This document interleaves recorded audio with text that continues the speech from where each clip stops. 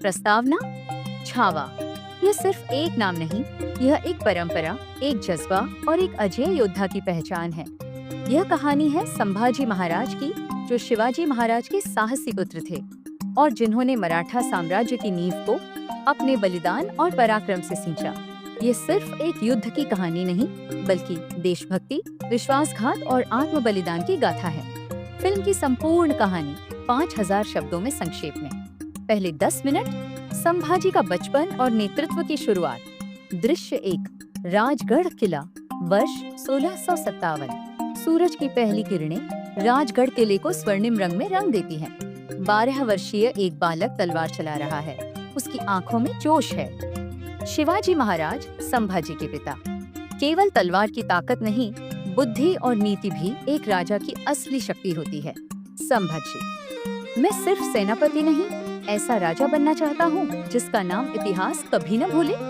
शिवाजी संतुष्ट होते हैं और अपने पुत्र के कंधे पर हाथ रखते हैं। दृश्य अस्तूप, मुगलों की साजिश का आरंभ। संभाजी का जन्म एक साधारण राजकुमार के रूप में नहीं हुआ था। वे मराठा साम्राज्य के भविष्य थे, लेकिन औरंगजेब यह भली भांति समझ चुका था। दिल्ली दरबार, मुगलों की सभा चल रही है। औरंगजेब: अगर मराठा ताकतवर बन गए तो हमारा साम्राज्य नष्ट हो जाएगा। हमें इस बच्चे को रोकना होगा।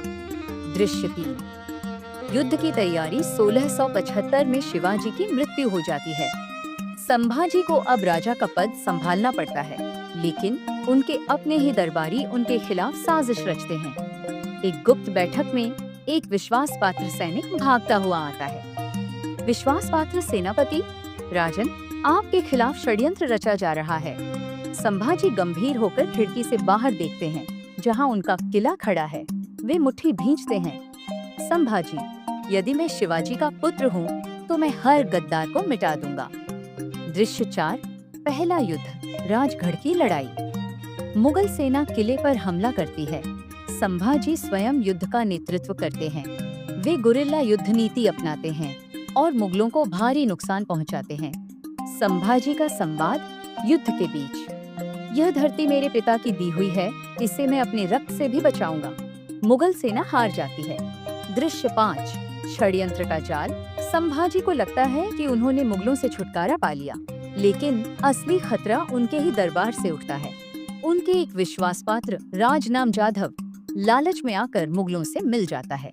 राजनाम जाधव: संभाजी युद्ध में अजेय हैं, लेकिन उनकी कमजोरी मुझे पता है। 1689 की एक रात संभाजी को विश्वासघात कर पकड़ लिया जाता है। संभाजी: मैं मराठा शेर का बेटा हूँ, मैं कभी झुकूंगा नहीं। मुगल सेना उन्हें बंदी बनाकर औरंगजेब के दरबार में ले जाती है। दृश्य 4, औरंगजेब का दरबार। संभाजी को जंजीरों में बांधकर दरबार में लाया जाता है। औरंगजेब: इस्लाम स्वीकार कर लो, मैं तुम्हें जीवन दान दूंगा। संभाजी गर्व से: मैं मराठा हूँ, मर सकता हूँ, लेकिन झुक नहीं सकता।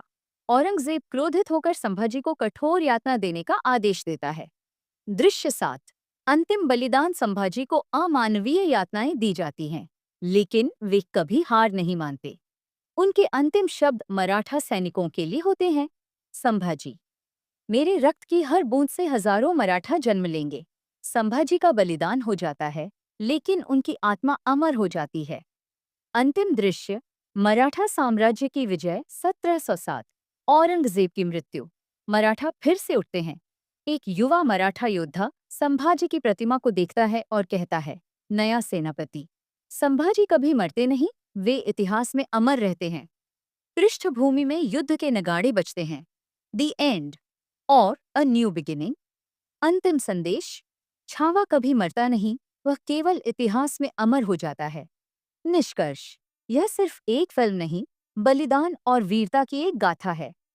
संभाजी महाराज हर पीढ़ी के लिए प्रेरणा है। आपके विचार में क्या यह कहानी और आगे बढ़नी चाहिए?